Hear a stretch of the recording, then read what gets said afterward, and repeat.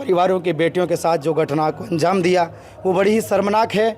उस घटना का दर्द आज मुझे नहीं पूरे हिंदुस्तान में हर सनातनी के मन में है। महाराज, आप मंच से तो जिहाद की बात कर रहे थे, लव जिहाद की आपने बातें की।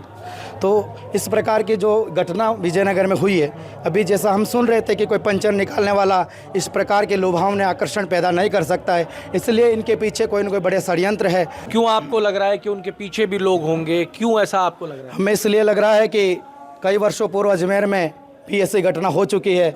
उस घटना में जो अपराधी थे वो आज भी निरंकुश होकर के घूम रहे हैं, उनको किसी प्रकार की कोई सज़ा का प्रावधान नहीं रहा। अपराधी जो गतिविधि है उसकी ना तो कोई जाति होती है ना कोई उसका धर्म होता है। सनातन के भी हो सकते हैं? बिल्कुल हो सकते हैं, क्योंकि अपराधी मानसिकताओं जब दिमाग में घुस जाती है तो उसका धर्म कर्म माता पिता को भी वो भूल जाते हैं। जिस घटना को जन्म दिया, मानवता वाली मिटाने वाली घटना को उन्होंने पैदा किया, तो उनको भी मिटा देना चाहिए। तो कहीं ना कहीं जब तक पीछे से किसी का मार्गदर्शन या पीछे से बैक सपोर्ट नहीं हो तो कोई भी इस तरीके के घटनाक्रम करना और इतने बड़े स्तर पे कर पाना है तो ये संभव नहीं हो सकता। देखिए, मैं अजमेर में मौजूद हूँ और मैं आपको निरंतर रूप से अजमेर में जो हिंदू संगठन यहाँ विरोध कर रहे हैं और अजमेर बंद का आह्वान किया है उसकी हम आपको पल पल की अपडेट देते आए हैं।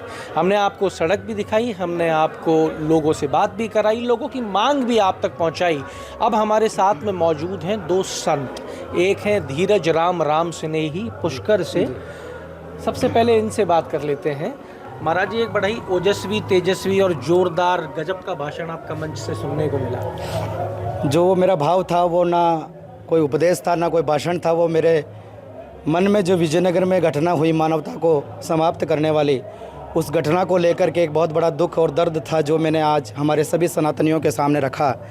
और ये जो घटना है ये किसी जाति, पंथ, परंपरा या धर्म से जुड़ी हुई नहीं है। ये घटना मानवता को मिटाने वाली, मानवता को मारने वाली घटना है। ये अमानवीय कृत्य है। जिस प्रकार की घटना को कुछ विधर्मी लोगों ने हमारे विजयनगर के कुछ परिवारों की बेटियों के साथ जो घटना को अंजाम दिया वो बड़ी ही शर्मनाक है। उस घटना का दर्द आज मुझे नहीं पूरे हिंदुस्तान में हर सनातनी के मन में है, क्योंकि बेटियां और बहनें और माँ हर घर में होती है। हिंदुस्तान या पूरी पृथ्वी का ऐसा कोई घर नहीं होगा जिसमें बहन बेटियां ना हो ना माँ हो। इसलिए उनके साथ अगर कोई इस प्रकार के कृत्य होते हैं तो हमारे मन में बड़ा दुख होता है और उस दुख को व्यक्त करना भी ज़रूरी है, क्योंकि संत हमेशा स्वयं के लिए नहीं सभी के लिए जीता है। क्योंकि संत किसी जाति या किसी पंथ का नहीं होता है, वो सभी का होता है। महाराज, आप मंच से तो जिहाद की बात कर रहे थे, लव जिहाद की आपने बातें की।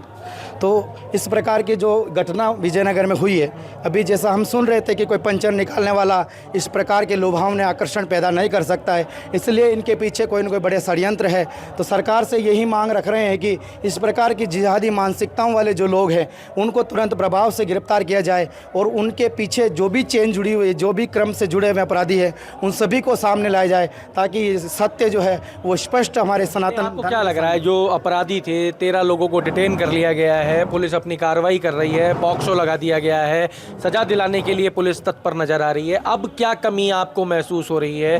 क्यों आपको लग रहा है कि उनके पीछे भी लोग होंगे? क्यों ऐसा आपको लग रहा है? हमें इसलिए लग रहा है कि कई वर्षों पूर्व अजमेर में भी ऐसी घटना हो चुकी है। उस घटना में जो अपराधी थे वो आज भी निरंकुश होकर के घूम रहे हैं, उनको किसी प्रकार की कोई सज़ा का प्रावधान नहीं रहा।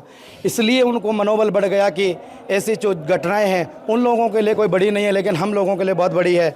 इसलिए हम सरकार से ये मांग कर रहे हैं, क्योंकि कोई भी घटना का क्रम होता है, वो घटने के बाद में अगर उसमें देरी हो जाती है न्याय मिलने में या उन पर कार्रवाई होने में। आपको लग क्यों रहा है ऐसा कि और भी लोग हो सकते हैं? आपको ये लग रहा है कि नहीं लग रहा है? उनसे छुपे हुए कई लोगों से संबंध सामने आ रहे हैं और ये तो स्पष्ट है कि जिस व्यक्ति के घर में खाने का दाना नहीं वो इस प्रकार की घटनाओं को अंजाम दे, ये हमारे पहुंच से बाहर है। क्योंकि इस तरह की जो घटनाओं को, किस प्रकार की घटना आप ये कहना चाह रहे हो कि जो व्यक्ति अपने घर में पंचर निकाल करके घर चलाता है वो उन बेटियों को बड़े बड़े कैफ़े में, रेस्टोरेंट में ले जा करके उनको खाना खिलाना और उनको बड़ी बड़ी होटलों में ले जाना, और इस तंत्र से कहीं ना कहीं यहाँ अजमेर क्षेत्र के लोगों का भी जुड़ाव है, ज़रूर है। इस तरह से जाकर के वहाँ विजयनगर में घटनाएं घटी है, घटनाएं जो सामने आ जाती है। आपका ये कहने आप ये कहना चाहते हो कि इसके पीछे आपको किसी की फंडिंग नज़र आती है? बिल्कुल ज़रूर फंडिंग है, और इसमें कहीं न कहीं विदेशी ताकतें भी लगी हुई है। क्योंकि अभी हमारे कुंभ का जो मेला आया था वो हमारी सनातन संस्कृति का और हमारे पूरे विश्व का एक बहुत बड़ा आस्था का केंद्र रहा। वहाँ पर भी कुछ ऐसे असामाजिक तत्वों ने अफवाहें फैला करके या किसी भी प्रकार को इतने बड़े आयोजन को आपका कहना है कि विदेशी ताकतें भी इसके पीछे हो सकती हैं। आपने अभी कहा कि अजमेर का भी उसके अंदर रोल नज़र आ सकता है। अजमेर में भी अगर जांच की जाए तो अजमेर की भी भूमिका हो सकती है। बिल्कुल हो सकती है। अजमेर की भूमिका किस तरीके से हो सकती है? इस तरीके से हो सकती है कि मेरी मानसिकता में ये है कि अपराधी जो गतिविधि है उसकी ना तो कोई जाति होती है ना कोई उसका धर्म होता है। इसलिए ऐसे अपराधी गतिविधियों को अंजाम देने वालों की कोई जाति धर्म नहीं है। वो किसी भी जाति के हो सकते हैं, वो किसी पंथ के हो सकते हैं, वो किसी भी धर्म के हो सकते हैं। क्या सनातन के भी हो सकते हैं? बिल्कुल हो सकते हैं, क्योंकि अपराधी मानसिकताओं जब दिमाग में घुस जाती है तो उसका धर्म कर्म माता पिता को भी वो भूल जाते हैं। क्योंकि आप बड़े दो आरोप लगा रहे हो। आप कह रहे हो कि एक तो पैसा जो है वो फंडिंग का मामला आपको लग रहा है, और आपको लग रहा है कि अजमेर के भी इसके अंदर शामिल हो भूमिका हो सकती है, इसकी जांच होनी चाहिए। एक यहाँ योगी मॉडल बहुत नजर आया। सरकार तो भाजपा की है। सरकार भाजपा की है, लेकिन उत्तर प्रदेश की जो घटनाएं हम पहले देख चुके हैं कि जो भी घटनाएं होती है उसका तुरंत प्रभाव से जो अपराधी है उसको कड़ी से कड़ी सजा भी मिल चुकी है। मुख्यमंत्री भजनलाल शर्मा ने भी तुरंत एक्शन लेते हुए उस कैफे को तोड़ा है। बुलडोजर चलाया गया है राजस्थान। मैं तो चाहता हूं कि जितने भी अपराधी हैं उनके घर भी टूटने चाहिए, और वो भी अनुमानित कृता जिस घटना को जन्म दिया, मानवता वाली मिटाने वाली घटना को उन्होंने पैदा किया, तो उनको भी मिटा देना चाहिए। आज आप बड़ी संख्या में आप इकट्ठे हुए। आप हिंदू समाज को क्या, अब आपकी क्या मांग है आगे? पहला सवाल तो मेरा ये है। मेरी मांग यही है कि जिस प्रकार से योगी जी ने विधानसभा में एक अध्यादेश लेकर के आए लव जिहाद और धर्मांतरण को लेकर के, वैसा ही नियम कानून हमारे राजस्थान में भी हमारे माननीय मुख्यमंत्री जी से हम विशेष आग्रह करते हैं कि सदन में आप इसको आ रहा है, धर्मांतरण के ऊपर बात चल रही है, ड्राफ्ट तैयार बिल्कुल हो रहा है, तो उसको तुरंत प्रभाव से लागू करना चाहिए, ताकि इस प्रकार की जो विधर्मी विचारधारा वाले जो लोग हैं उन पर कड़ा अंकुश लगे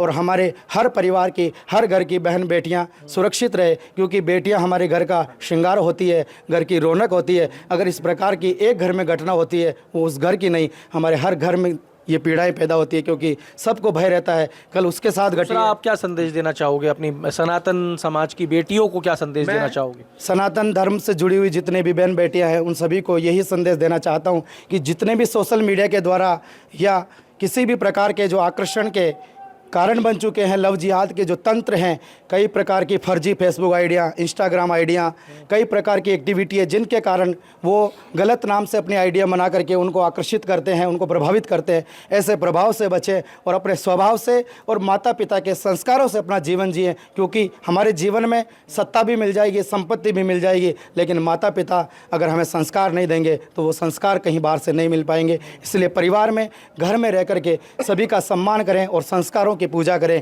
क्योंकि संस्कार ही हमारी बहुत बड़ी दौलत है, संस्कार ही है हमारा बहुत बड़ा धन है। कहीं ना कहीं आपको नहीं लगता आपके संदेश से जो युवा है, यूथ है, वो आपका विरोध कर लेगा?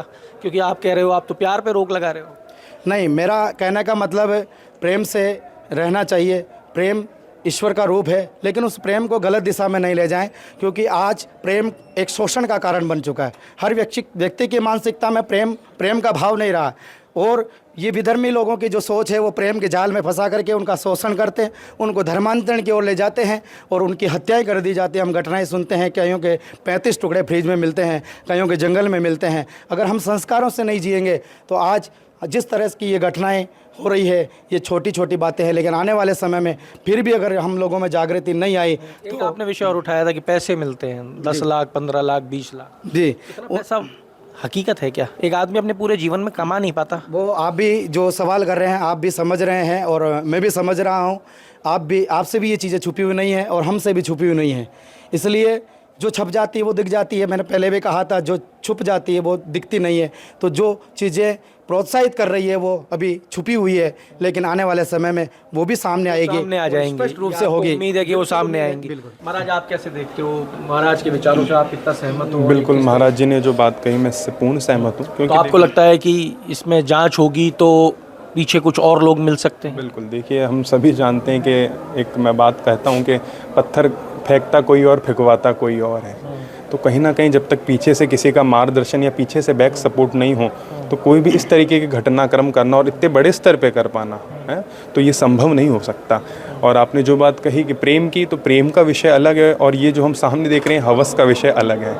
तो इसमें बहुत एक आदमी प्रेम के अंदर दो लोगों की आवश्यकता है। एक आदमी तो सच्चे मन से जा रहा है, नहीं, एक व्यक्ति सच्चे मन सामने से, वाले मन का तो किसी को क्या पता। बिल्कुल आपकी बात से मैं सहमत हूँ, परंतु प्रेम सिर्फ भावनात्मकता का विषय नहीं है, सिर्फ भावना से ही बहना प्रेम नहीं है, उसमें स्वयं विवेक भी होना चाहिए कि हमारा हित और अगले का हित, दोनों प्रेम में ये भावना, दोनों का हित सोचना। बहुत बड़ी आपने बात कही कि प्रेम के अंदर, देखिए ध्यान देने योग्य बात है, इस पर आप लोग भी ध्यान दीजिएगा कि प्रेम जो है ना, वो प्रेम स्वविवेक से होना चाहिए। इसमें ध्यान रखना चाहिए कि मेरे को क्या नुकसान हो सकता है, मेरे परिवार को क्या नुकसान हो सकता है, समाज को भी क्या नुकसान हो सकता है, समाज को क्या नुकसान हो सकता है। क्योंकि देखिए हम सबसे मिलकर ही समाज बनता है, और हम जिस प्रकार की गतिविधियां समाज में करते हैं उससे कहीं ना कहीं हर एक समाज की हर एक स्थिति को फ़र्क पड़ता है। तो मेरा सभी युवाओं से और हमारी बहनों से, माताओं से, बेटियों से यही आग्रह है कि स्वविवेक का पूर्ण इस्तेमाल करें, क्योंकि कई विदेशी ताकतें, जैसा कि महाराज जी ने बताया, और कई तरीके के लोग जो समाज में, हमारे हिंदू समाज में, चाहे कोई भी हो, समाज के सिर्फ समाज में रहने वाला कोई भी व्यक्ति हो, अगर उसके साथ कुछ भी गलत तरीके की भावना, गलत तरीके का कार्य होता है तो उसको कड़ी से कड़ी, सख्ती से सख्त सज़ा होनी ही चाहिए। और मेरी तो मुख्य रूप से सरकार से, प्रशासन से यही अपील है कि इन कैदियों को जल्द से जल्द सजा दी जाए। पॉक्सो एक्ट में चला गया, पॉक्सो कोर्ट में केस चल रहा है, जल्दी से जल्दी फैसला होगा। महाराज जी सनातन की बात कर रहे हैं, एक आखिरी सवाल के साथ में आपको भी मैं फ्री करता हूँ। सनातन की बात बार बार सनातन को मजबूत करने की बात होती है, क्या सनातन कमज़ोर होता है क्या? नहीं, कमज़ोर नहीं होता है, लेकिन सत्ताओं का जो भी रुख जो है वो भी सनातन के प्रति काफ़ी, आप अभी देखा है कि जिस प्रकार से प्रयागराज के अंदर बहुत बड़ा विशाल कुंभ का जो आयोजन हुआ, मेरी सोच में अभी तक विश्व का सबसे बड़ा ऐसा आयोजन होगा कि इतनी तादाद में वहाँ जो लोग पहुँचे हैं, वो हमारे धर्म को, सनातन को मजबूती देने का ही एक कार्य रहा। इसलिए सनातन कमज़ोर नहीं होता, लेकिन इस प्रकार की जो विधर्मी या गलत विचारधाराओं वाली ताकतें हैं, वो जब इस तरह आकर्षित होकर के इसको मिटाने के लिए अगर नज़दीक पहुंच रही है, तो उनको कहीं ना कहीं हमें रोकने का प्रयास ज़रूर करना चाहिए। सनातन करना कमज़ोर नहीं है, और ना हम कमज़ोर समझते हैं, ना समझते हैं और ना होने देंगे, ना कभी हो ही नहीं सकता, क्योंकि सनातन वो चीज़ है जो प्रारंभ, जिसका ना तो कोई प्रारंभ है ना कोई अंत है। ना कोई प्रारंभ है, यहाँ पर जितने भी धर्म हैं उनका प्रारंभ भी है और अंत भी है, लेकिन सनातन का ना तो कोई आदि है, ना अंत है, और ना कमज़ोर है। इसलिए ये हमारी संस्कृति है, क्योंकि ये संस्कृति प्रकृति से भी जुड़ी हुई है। प्रकृति जब तक है तब तक ये संस्कृति है। तो देखिए साहब, ये आप सुन रहे थे दो संतों को, जिन्होंने विषय जो है अजमेर का वो पूरा रखा। अजमेर के अंदर अगर हम इसकी चर्चा करें तो ये देखिए 32 साल पुराने कहीं जो घाव हैं वो उकर के आ गए हैं। लोगों को ऐसा महसूस हो रहा है कि 32 साल पहले जो घटा था वो विजयनगर के अंदर घटा है। लोग न्याय की मांग कर रहे हैं। लोगों की मांग है कि इसके पीछे कौन है, उस कड़ी को ढूंढा जाए, किस किस की भूमिका है पीछे, उसको ढूंढा जाए। और ये आंदोलन जारी रखेंगे जब तक और आरोपी पकड़े नहीं जाते हैं। लोगों को जागृत करने का, हिंदुओं को जागृत करने का काम ये हिंदू मंच कर रहा है। तो जुड़े रहिए हमारे साथ। अमर उजाला के लिए अजमेर से मैं आशीष। अगर आप ये वीडियो YouTube पर देख रहे हैं तो हमारे चैनल को सब्सक्राइब करें और बेल आइकन को दबाना ना भूलें। अगर आप Facebook पर ये वीडियो देख रहे हैं तो हमारे पेज को लाइक करें।